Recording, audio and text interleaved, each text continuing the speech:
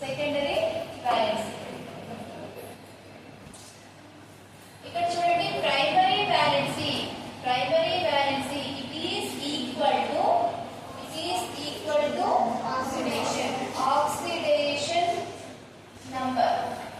oxidation number of central metal atom or ion. Primary valency is equal to oxidation number of this valency is satisfied by negative ligands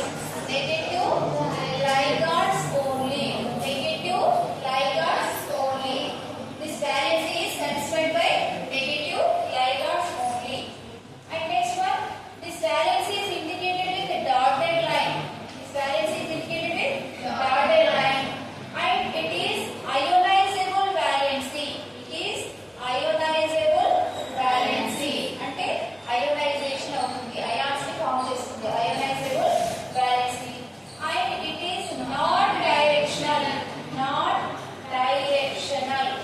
is not directional.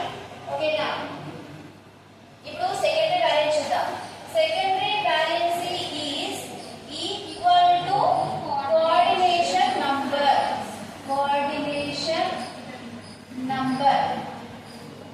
number of central metal atom or ion. Coordination number of central metal atom or ion. What is coordination number? నేర్చుకుందాం. ఒకసారి చూడండి. Secondary valency is equal to coordination number of central metal atom. And the secondary valency is satisfied by negative, positive and neutral ligands also. Positive ligands, negative ligands and neutral ligands చేత కూడా secondary valency satisfy అవుతుంది. And next point, here secondary valency is indicated with straight line. And it is here primary valency is ionizable valency, secondary valency is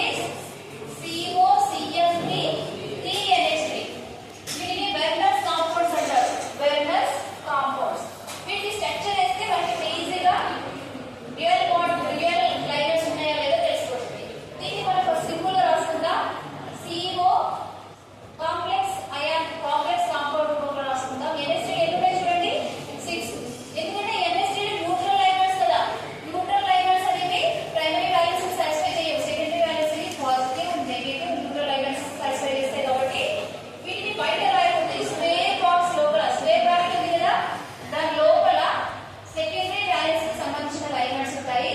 primary valency లైగండ్స్ అనేవి square bracket బయట ఉంటాయి. ఇక్కడ CL3 అంటే దాని అర్థం ఏంటి? Primary valency అనేది ఈ 3 Cl మైనస్ అయాన్స్ అనేవి సాటిస్ఫై చేస్తాయి. స్క్వేర్ బ్రాకెట్ బయట ఉన్నది ఏంటి? Primary valency. స్క్వేర్ బ్రాకెట్ లోపల ఉన్నది ఏంటి? Secondary valency. ఇక్కడ central metal atom and ligands అన్ని కూడా స్క్వేర్ బ్రాకెట్ లో రాసాం కదా, దీన్ని కాంప్లెక్స్ అయాన్ అంటారు. దీన్ని కాంప్లెక్స్ అయాన్ లేదా కోఆర్డినేషన్ స్ఫియర్ అంటారు. కాంప్లెక్స్ అయాన్ లేదా కోఆర్డినేషన్ స్ఫియర్. ఇప్పుడు దీన్ని కూడా కాంప్లెక్స్ కాంపౌండ్ లాగా రాద్దాం. స్ట్రక్చర్ CO NH3 ఎన్నున్నాయి చూడండి. ఎన్నున్నాయి NH3లో 5 ఉన్నాయి. కానీ కోబాల్ట్ యొక్క కోఆర్డినేషన్ నెంబర్ ఎప్పుడు 6 ఉంటుంది. కాబట్టి ఒక Cl మళ్ళీ లోపల వేసేసి మిగతా 2 Cls ని బయట రాయాల్సి ఉంటుంది. ఎందుకు ఒక Cl లోపల వేయాల్సి వచ్చిందంటే Cl is a negatively charged ligand, Cl minus. It may satisfy primary valency or secondary valency. Primary valency అయినా satisfy చేస్తుంది, secondary valency అయినా satisfy చేస్తుంది. ఇది లోపల ఉన్నా బయట ఉన్నా అది satisfy చేస్తుంది. ఇప్పుడు ఇందాక 3 Cl minus ions primary valency, ఇక్కడ మాత్రం 2 primary valency లోపలికి వచ్చింది కాబట్టి secondary valency. అండ్ నెక్స్ట్ చూడండి CO NH3 ఎన్నున్నాయి? 4 ఎన్నున్నాయి? 4 ఉన్నాయి. అంటే 4 ప్లస్ 2 లోపల మొత్తం 6 ఉండాలి. అప్పుడు క్లోరిన్స్ ఎన్ని ఉంటాయి? ఒకటే బయట ఉంటుంది. ఈ విషయానికి వస్తే CO NH3 taken 3 bags and Cl ఎన్ని ఉన్నాయి? 3. ఇక్కడ 3 మొత్తం 6 అన్ని లోపలికి వచ్చేస్తాయి. ఓకేనా? ఆ విధంగా ఎప్పుడు కూడా స్క్వేర్ బ్రాకెట్ కి కోబాల్ట్ ఉన్నప్పుడు 6 లైగండ్స్ లోపల ఉండాలి. ఇక్కడ 6 NH3 ఉన్నాయి కాబట్టి ఓకే Cls అన్ని బయట వేసేసాం. ఇక్కడ 5 ఉన్నాయి కాబట్టి ఒక Cl లోపల తీసుకొని మిగతా 2 బయట వేసాం. ఇక్కడ 4 ఉన్నాయి కాబట్టి 2 Cls లోపల తీసుకొని ఒక Cl బయట రాసాం. ఇక్కడ 3 NH3 ఉన్నాయి కాబట్టి మొత్తం క్లోరిన్స్ అన్ని లోపల తీసుకున్నాం. మొత్తం లోపల 6 కావాలి. ఓకేనా? ఇప్పుడు నేను స్ట్రక్చర్స్ వేద్దాం. ఇక్కడ సెంట్రల్ మెటల్ ఆటమ్ లేదా అయాన్ ఏంటి? కోబాల్ట్. కోబాల్ట్ ఖచ్చితంగా దీనికి ఆక్టాహైడ్రల్ స్ట్రక్చరే వస్తుంది. కోబాల్ట్ యొక్క కోఆర్డినేషన్ నెంబర్ 6 ఎప్పుడు ఉన్నా సరే స్ట్రక్చర్ ఎలా ఉండాలి? Octahedral structure. SF6 గుర్తుంది కదా, ఇలా SF6 లాగా ఆక్టాహైడ్రల్ స్ట్రక్చర్. ఫస్ట్ ఈ స్ట్రక్చర్ మీరు ఖచ్చితంగా వెన్నెస్నేకి ఎగ్జాంపుల్ రాసి స్ట్రక్చర్ వేసినప్పుడు ఈ స్ట్రక్చర్ మనకు కనబడాలి, ఆక్టాహైడ్రల్ స్ట్రక్చర్. ఇప్పుడు చూడండి NH3 ఎన్ని ఉన్నాయి? 6 ఉన్నాయి. NH3 NH3 NH3 NH3 NH3 and here NH3. ఓకేనా? Cls ఎన్ని ఉన్నాయి? మరి Cls ఎన్ని ఉన్నాయి? 3 ఉన్నాయి. కాబట్టి Cl minus Cl minus Cl minus 3 minus కాబట్టి చార్జ్ ఎంత? +3. This is one structure.